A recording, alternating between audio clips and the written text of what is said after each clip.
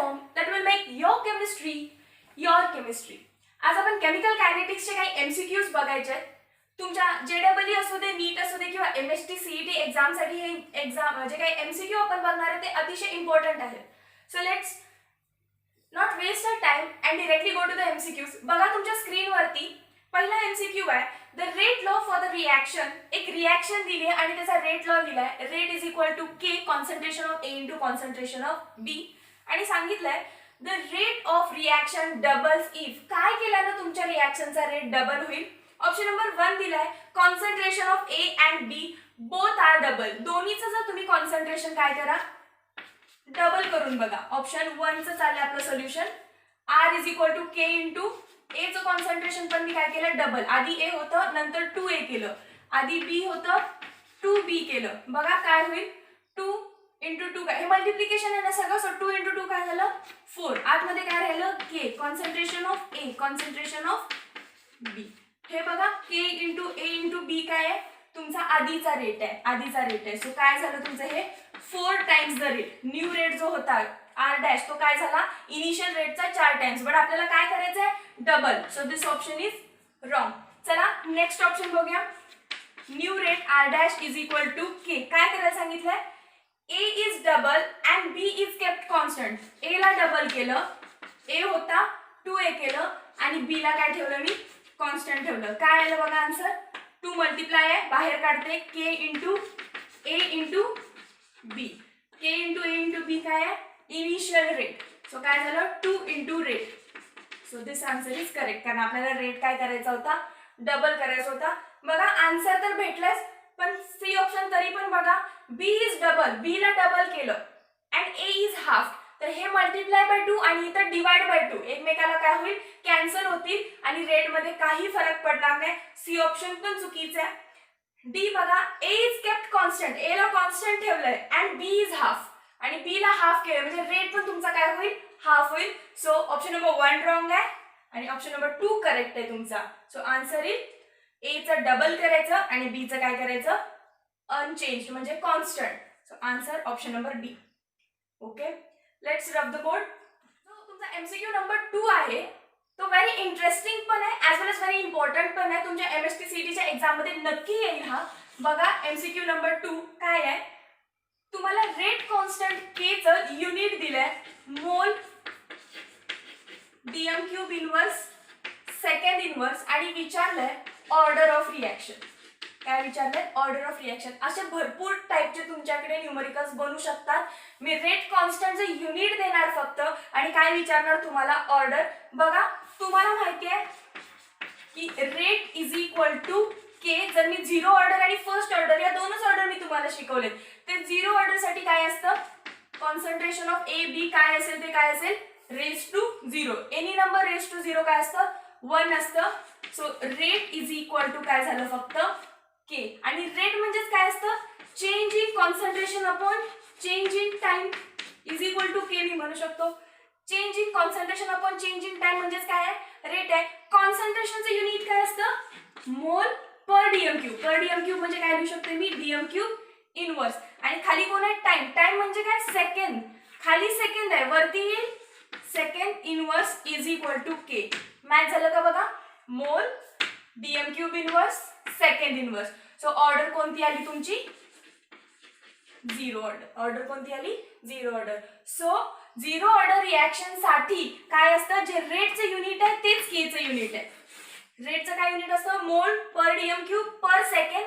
तेच कोणाचं युनिट असतं तुमच्या रेट कॉन्स्टंटचं. सो इथे मी 2 MCQ चे टाइप सांगितले. एक तुम्हाला K ची युनिट दिली असतील आणि ऑर्डर विचारतील किंवा असं विचारतील की कोणत्या ऑर्डर साठी रेट कॉन्स्टंट आणि रेटचं युनिट सेम आहे. कोणत्या ऑर्डर साठी रेट कॉन्स्टंट आणि रेटचं युनिट सेम आहे. कोणती ऑर्डर आहे 0 ऑर्डर आहे आणि युनिट्स काय मोल पर DM cube second inverse.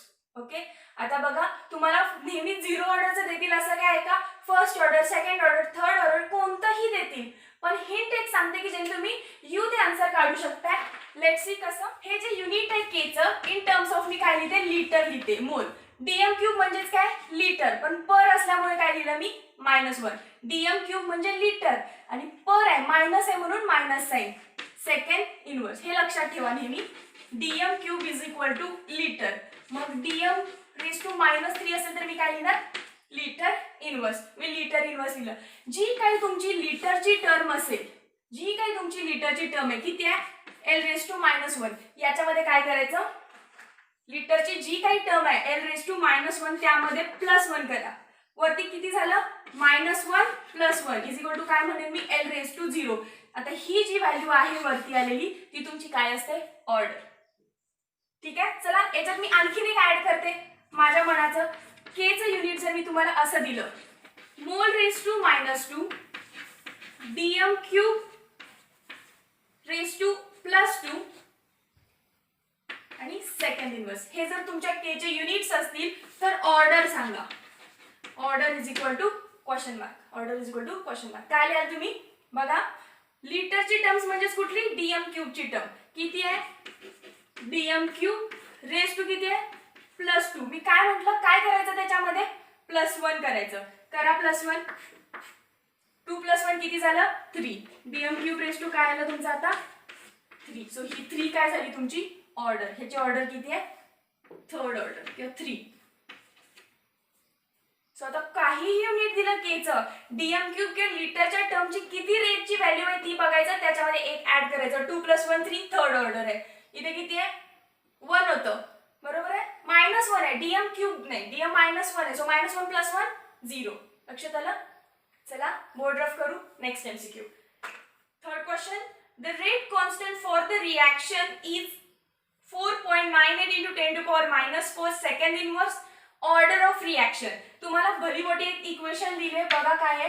2N2O5 decomposes into 2N2O4 + O2. बरोबर आहे ना? Yes, +O2. याचा रेट कॉन्स्टंट दिलाय म्हणजे के ची व्हॅल्यू किती दिली आहे बघा? 4.98 × 10⁻⁻4 सेकंड इनवर्स आणि विचारलंय ऑर्डर ऑफ रिएक्शन. तुमच्यातले बरेच जण काय करतील? आता पेन पेपर घेतील आणि ऑर्डर काढायचा प्रयत्न करतील. रिएक्शन बघाल तुम्ही, रेट लॉ लिहाल, रेट लॉ ऑर्डर काढायचा प्रयत्न कराल आणि नंतर लक्षात येईल की अरे ऑर्डर तर निघतच नाहीये, कारण इनिशियल कॉन्सन्ट्रेशन दिलेलं नाहीये. काय बघा, मी आत्ताच सांगितलं जेव्हा तुम्हाला के दिलाय आणि के चं काय माहिती तुम्हाला युनिट माहित आहे तर तुम्ही ऑर्डर इझिली काढू शकता. के चं युनिट काय दिलं तुम्हाला? Second inverse. सेकंड इनवर्स दिला. सो के चं युनिट कोणासाठी सेकंड इनवर्स असतं? ऑर्डर असते फर्स्ट. ऑर्डर असते फर्स्ट. आपण बघितलंय फर्स्ट ऑर्डर रिएक्शन साठी के काय आहे? Second inverse. किंवा आपल्या हिंट नुसार चला के ची व्हॅल्यू काय आहे? मोल रेज टू 0. कोण नाही म्हणजे इथे मोल नाहीये, DM क्यूब नाहीये म्हणजे त्याची व्हॅल्यू काय आहे? DM cube raise to 0. आणि कोण आहे? Second inverse. DM cube raise to कोण आहे? कोण नाही म्हणजे 0 आहे. त्याच्यामध्ये काय ऍड करायचं? 1. 0 + 1 काय झालं? DM क्यूब रेज टू 1 झालं. So order is 1. Order is first order किंवा 1. लक्षात आलं? आता हे मी तुम्हाला समजायसाठी रिपीट लिहायला लागले. तुम्ही क्वेश्चन बघायचा. ओके, सेकंड इनवर्स आहे म्हणजे DM क्यूब रेज टू काय असणार आहे? 0. 0 मध्ये 1 ऍड केलं तुम्ही, ऑर्डर फर्स्ट ऑर्डर आहे. बघा, फ्रॅक्शन ऑफ सेकंड्स मध्ये तुम्ही MCQ सॉल्व्ह करू शकता जर तुम्हाला हिंट्स माहिती असतील तर. नेक्स्ट क्वेश्चन बघा. Question number 4. Time required for 90% completion of reaction. 90% complete व्हायला जे टाइम लागले ते किती आहे? मी T90 लिहिते. 90% कंप्लीट झाले किंवा 1 मिनिट टाइमच लिहू फक्त. 90% कंप्लीशनला जे टाइम लागले ते T दिले. आणखी विचारले 99.9% रिएक्शन कंप्लीट व्हायला जे टाइम लागलाय ते किती असेल? बघा कसं काढते मी. जी पहिली कंडिशन आहे त्याला घेऊन चालली. ही सेकंड कंडिशन मध्ये तुम्हाला टाइम विचारलंय. पहिल्या कंडिशन मध्ये मी एक रिएक्शन घेते कुठली तर A चेंजेस टू प्रोडक्ट. तुमचं इनिशियल कॉन्सन्ट्रेशन मी 100 मानते कारण पर्सेंटेज मध्ये दिले. टाइम इक्वल्स टू 0 होता तेव्हा A 100 होता समजा. टाइम इक्वल्स टू T झाल्यानंतर बघा, टाइम इक्वल्स टू T झाल्यानंतर 90% रिएक्शन कंप्लीट झाली म्हणजे प्रोडक्ट तुमचा 90% बनला. बरोबर आहे. 100 मधून जर तुमचा 90% प्रोडक्ट बनलाय, 90% रिएक्शन कंप्लीट झाले, याचा अर्थ फक्त 10% तुमची रिएक्शन बाकी आहे. रिमेनिंग अमाउंट किती आहे? फक्त 10%. Got it? आणि काय विचारलं तुम्हाला, असं कोणतं टाइम असणार आहे, असं कोणतं टाइम असणार आहे की ज्याच्यामध्ये 99.9% ऑफ रिॲक्शन म्हणजे 100 आउट ऑफ 99.9 कम्प्लीट झाले, म्हणजे रिमेनिंग अमाऊंट किती असणार तेव्हा 100 मधून जर एवढं कम्प्लीट झालं असेल तर फक्त 0.1 इतकी अमाऊंट राहिली असेल. पण हे टाइम किती आहे तुम्हाला विचारले, कितव्या टाइमला, कोणत्या टाइमला ही कंडिशन होईल की 99.9% रिॲक्शन कम्प्लीट झाले आणि 0.1 फक्त उरलंय. बघा मी कसं सॉल्व्ह करते. तुम्हाला माहिती आहे की तुम्ही के कसं करता, for first order K is equal to 2.303 upon काय लिहितो आपण, time. Time log of initial concentration किती आहे तुमचं 100 आणि टाइम टी कधी आहे, टाइम टी कधी आहे जेव्हा तुमची 10 अमाऊंट राहिली आहे. उरलेली अमाऊंट लिहितो ना इनिशियल अपॉन रिमेनिंग. इनिशियल 100 आहे, रिमेनिंग 10 आहे, लिहून घेतलं. 0 ला 0 कॅन्सल, लॉग 10 आलं, लॉग 10 ची व्हॅल्यू असते 1. So K is equal to 2.303 divided by T, log 10 ची व्हॅल्यू आली 1. सो मी जर इथनं टाइम काढला, इथून जर मी टाइम काढला तर तो किती येतोय 2.303 अपॉन के. 2.303 अपॉन के इतका टाइम आहे. बघा दुसरी कंडिशन वरती लिहिते इथे मी. दुसरी कंडिशन काय झाले, के इज इक्वल टू 2.303 अपॉन जो टी मला माहिती नाही मी त्याला टी डॅश म्हणते. जो टी मला इथं माहिती नाही त्याला मी काय म्हटलं, T dash log of initial तर 100च होता डिवायडेड बाय रिमेनिंग अमाऊंट किती येते आता 0.1. 0.1. बघा मी 0.1 ला जेव्हा डेसिमल शिफ्ट करेन आणि काय बनवेल 1 बनवेल. 0.1 चा मी 1 केलं तेव्हा वरती पण डेसिमल इथं होता, मला शिफ्ट करायला लागेल, काय बनेल 1000. सो लॉग ऑफ 1000 तुम्हाला जर माहिती नसेल तर कसं करणार तुम्ही, लॉग ऑफ 10⁻³ 1000 म्हणजे 10⁻³. लॉगच्या रूल नुसार जे काही अप्पर व्हॅल्यू आहे ती काय येईल पुढे येईल. सो आन्सर बनेल 3 log 10. 3 log 10. परत log 10 ची व्हॅल्यू काय असते 1. So 3 into 1. फायनल आन्सर काय झालं log 1000 चं. log of 1000 किती येणार आहे तुमचा 3 into 1 म्हणजे 3. सो टी डॅश जर लिहायचा झाला, टी डॅश वरती गेलं 2.303 अपॉन के, बरोबर आहे. टी डॅश मी इकडे घेतला 2.303 अपॉन के डॅश इंटू 3. चला डिवाइड करूया दोन टर्म्स. टी डॅश मला काढायचा आहे अपॉन टी जो मला माहिती आहे. टी डॅश किती आहे 2.303 into 3 divided by K whole divide by T किती आहे 2.303 बाय के. 2.303 बाय के ला 2.303 के गेला. So T dash upon T काय आलं 3. टी डॅश अपॉन टी काय आलं 3. सो टी डॅश जो काढायचा होता तो काय झाला 3 times the T. 3 times the T. बघा ऑप्शन मध्ये 3t, ऑप्शन नंबर डी. किती झाला 3t. Got it. MCQ on your board. Slope of graph, graph कोणाचा काढायचा आहे ln of at versus time. ln of at versus time काढा आणि त्याचा जो स्लोप आहे त्याची व्हॅल्यू काय येते ते फाइंड करायचे. ऑप्शन आहे -k अपॉन 2.303 -k अपॉन 2.303. यासाठी तुम्हाला इक्वेशन्स पार्ट पाहिजेत आणि आपण हे इक्वेशन लक्षात ठेवायला सांगितलेलं. log of a0 minus sorry not log ln of a0 minus ln of at is equal to kt. बरोबर आहे इक्वेशन. चला पुढे. मला log of ln of at पाहिजे y एक्सिस वर. सो मी ln ऑफ at ला सेपरेट ठेवायचा प्रयत्न करते. इज इक्वल टू साइनच्या या साइडला निगेटिव्ह आहे, जेव्हा तो त्या साइडला जाईल काय होईल पॉझिटिव्ह होईल.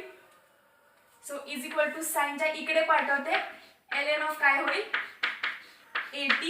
kt ला इकडे घ्या काय होईल बघा ln of a0 minus of kt. Rearrange करा फक्त. ln of at is equal to minus kt plus ln of a0. कसं रिअरेंज केलं मी याला, या ln ऑफ at ला मला y ऍक्सिस वर काढायचं आहे, x ऍक्सिस वर मला कोण काढायचं आहे टाइम. सो t च्या खाली x लिहिलं, कोण असतं इकडे mx प्लस पुढे काय झालं c. काढा ग्राफ. x ऍक्सिस वर आहे टाइम, y ऍक्सिस वर आहे ln ऑफ at. बघा तुमचा m काय आहे -k. काढायची गरज नाही ऍक्च्युली तुम्हाला ग्राफ, फक्त मी रिव्हिजन साठी काढते. मायनस असल्यामुळे ग्राफ कसा येणार तुमचा डाउनवर्ड डिक्लाइन येणार. इथं जो स्लोप आहे, स्लोप म्हणा एम म्हणा, काय असतो -k. तुमचा आन्सर काय आहे बघा, ऑप्शन नंबर ए -k. आणि जर तुम्हाला इंटरसेप्ट विचारलं असतं तर आन्सर काय असतं तुमचा ln of a0. Got it. चला next MCQ on your screen. What is the half life of first order reaction. Half life विचारली आहे फर्स्ट ऑर्डर रिएक्शन साठी. If time required to decrease concentration of reactant from 0.8 molar to 0.2 molar is 12 hours. बघा सगळी ते information तुम्हाला provide केली आहे. Board rough करते मी. Find half life. Half life काढायची आहे तुम्हाला कधी, इनिशियल कॉन्सन्ट्रेशन A0 दिलंय 0.8 मोलर होतं आणि डिक्रीज होऊन किती झालंय 0.2 मोलर. सो ऑफकोर्स जे आधी होतं ते इनिशियल A0 असणार आहे आणि टाइम t नंतर जे असेल ते काय असेल 0.2 मोलर. आणि ही रिएक्शन व्हायला जे टाइम लागले ते किती आहे 12 तास, 12 hours. तुम्हाला विचारलं हाफ लाईफ टाइम काढा. बघा हाफ लाईफ टाइमचा फॉर्म्युला काय, t half is equal to 0.693 upon K. पण माझ्याकडे के नाहीये, सो मला आधी काय करावं लागेल, के ची व्हॅल्यू किती आहे 2.303 upon T log of A0 initial concentration upon AT remaining amount. काढा के इज इक्वल टू 2.303. रिएक्शन व्हायला किती तास लागले 12 तासातच व्हॅल्यू घेतली आहे मी. लॉग ऑफ A0 किती आहे 0.8, खाली किती आहे 0.2. याचा आन्सर किती येणार 2 1 चा 2, 2 4 चा 8. Log of 4.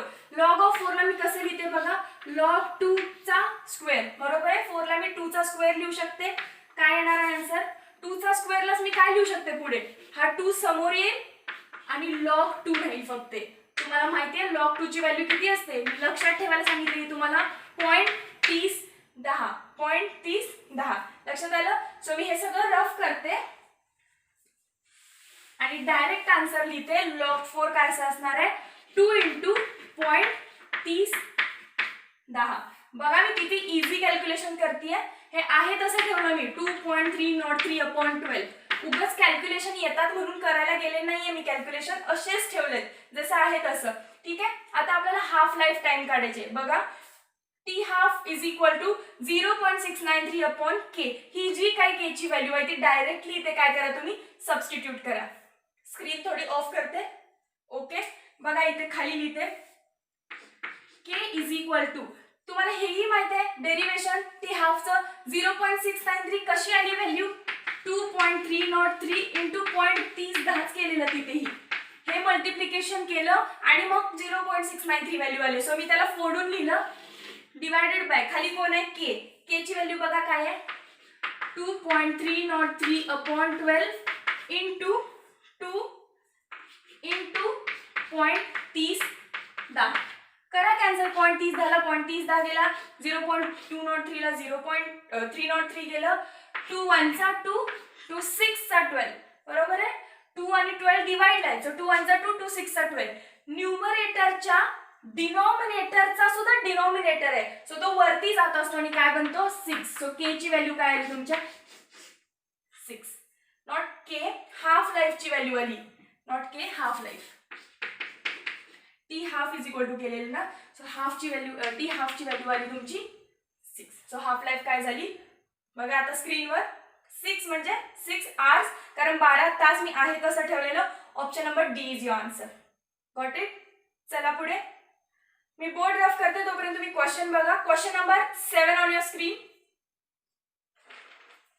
बघा ऍक्च्युली बोर्डची पण गरज नाही, तुम्हाला एक रिएक्शन दिले 3ClO3 gives ClO3 minus plus 2Cl minus occurs in 2 step. दोन्ही स्टेप दिलेत आणि इंटरमिजिएट फाइंड करायचंय. नीट लक्ष द्या त्या रिएक्शन मध्ये. स्टेप 1 मध्ये जो ClO2 मायनस आहे प्रोडक्ट मध्ये, तोच पुढे यूज झालाय सेकंड स्टेप मध्ये. बरोबर आहे. सेकंड स्टेपचा पहिलाच मॉलिक्यूल कोण आहे ClO2 minus. So ClO2 minus first step मध्ये तयार झाला आणि सेकंड स्टेप मध्ये लगेच यूज झाला. अशाच कंपाऊंडला तर आपण इंटरमिजिएट म्हणतो. सो ClO2 मायनस तुमचा काय आहे intermediate. ClO2 minus option number B is your answer. Next question number 8 on your screen. The elementary reaction, एक रिएक्शन दिली आहे बघा O3 plus O gives 2O2 and which of the following is correct विचारले. Unimolecular and second order, bimolecular and first order, bimolecular and second order, unimolecular and first order. बघा एक तर मला मॉलिक्युलॅरिटी बघूनच कळते कारण ही मॉलिक्युलॅरिटी कशी कन्सेप्ट असते थेरॉटिकल. मॉलिक्युलॅरिटी कशी याची बायमॉलिक्युलर. आता बघा जेव्हा मी याचा रेट लिहायला सांगेन तुम्हाला डायरेक्ट तेव्हा तुम्ही कसा लिहाल कदाचित K into concentration of O3 एक रिएक्टंट आहे आणि कोण आहे O. बरोबर आहे. आणि तुम्ही म्हणाल की सेकंड ऑर्डर आहे बट सेकंड ऑर्डर जर तुम्ही याचा आन्सर लिहिला तर यू माइट बी रॉंग. तुम्ही चुकीचे आहे का कारण O मायनस काय O काय आहे हा नॅसंट ऑक्सिजन आहे. O काय आहे नॅसंट ऑक्सिजन आहे. तुम्ही O2 असंच बघाल नेहमी कारण O2 कसं आहे मॉलिक्युलर गॅस आहे कधी O असं सेपरेट बघायला भेटत नाही आपल्याला. सो O काय आहे इथं इंटरमिजिएट आहे आणि इंटरमिजिएट कधीही तुमच्या रेटचा भाग असू शकत नाही. बघा सो ही काय आहे फर्स्ट ऑर्डर रिएक्शन आहे. सो काय झालं order first by molecular and first order. बघा ऑप्शन नंबर किती आहे बी. ओके.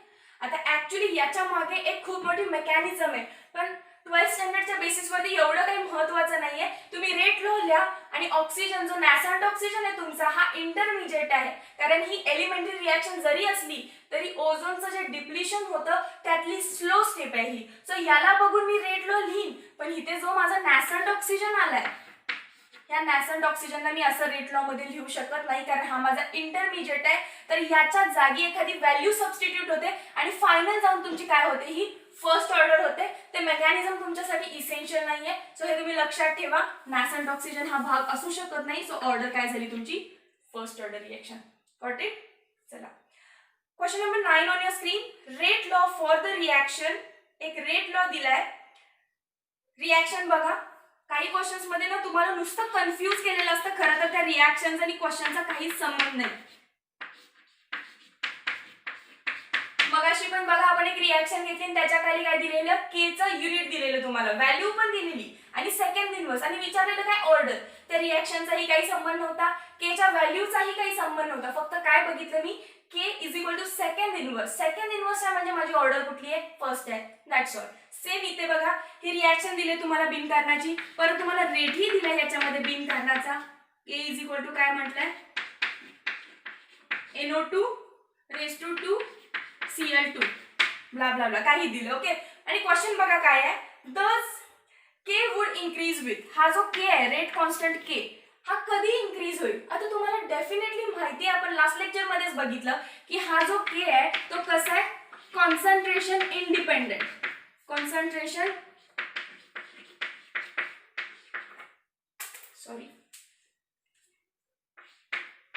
कॉन्सन्ट्रेशन इंडिपेंडेंट आहे आणि के कसं आहे टेम्परेचर डिपेंड आहे.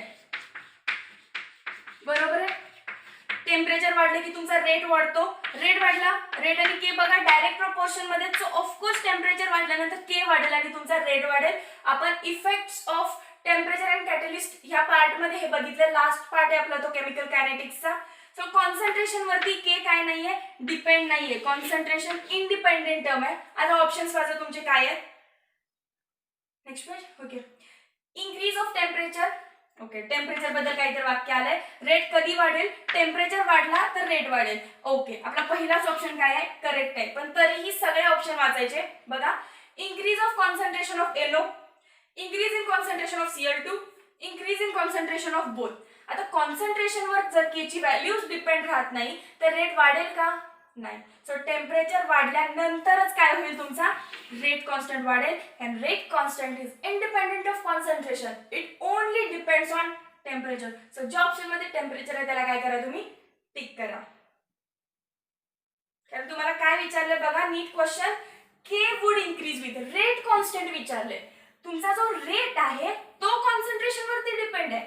रेट कॉन्सन्ट्रेशन वरती डिपेंड आहे बट तुम्हाला विचारले रेट कॉन्स्टंट आणि मी काय म्हणते रेट कॉन्स्टंट के कॉन्सन्ट्रेशन वरती डिपेंड नाही. रेट कॉन्स्टंट के कॉन्सन्ट्रेशन वरती डिपेंड नाही. कोणावर डिपेंड आहे तुमच्या टेम्परेचर वरती. क्लिअर आहे. रेट अँड रेट कॉन्स्टंट वेगवेगळ्या कन्सेप्ट्स आहेत. Okay. Last question on screen. For an endothermic reaction board rough करते question for an endothermic reaction, एक रिएक्शन आहे एक्स रिव्हर्सिबल वाय, ही एंडोथर्मिक रिएक्शन आहे.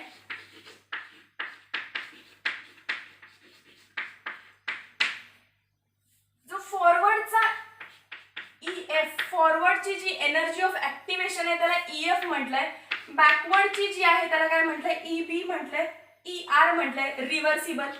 Y पासून X कडे जी रिएक्शन होणार आहे त्याची जी एनर्जी ऑफ ऍक्टिव्हेशन आहे त्याला ER म्हटलंय. आणि या दोघांमध्ये काय विचारलंय, करेक्ट रिलेशन काय आहे EF आणि ER मध्ये. आता बघा मी ग्राफ काढून एक्सप्लेन करेन हा पॉइंट. तुम्हाला माहिती आहे की इथं मी काय काढते एनर्जी आणि इथं काय काढेन मी रिएक्शन कोऑर्डिनेट्स, म्हणजे रिएक्टंट असेल किंवा प्रोडक्ट असेल, रिएक्शन